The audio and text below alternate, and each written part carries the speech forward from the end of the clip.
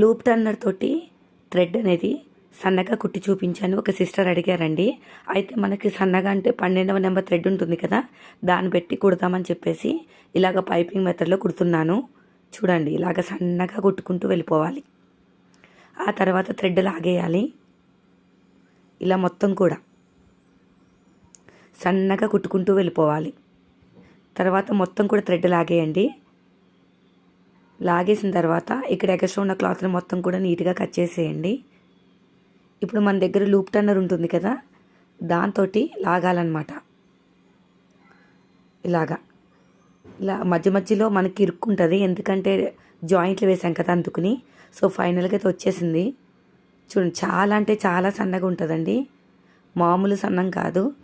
Thread ఎంత సన్నగా ఉందో అంత సన్నగా ఉంటుంది అనమాట. ఒక సిస్టర్ అడిగారు ఒకసారి చూపించమని. చూడండి ఎంత సన్నగా వచ్చేసిందో.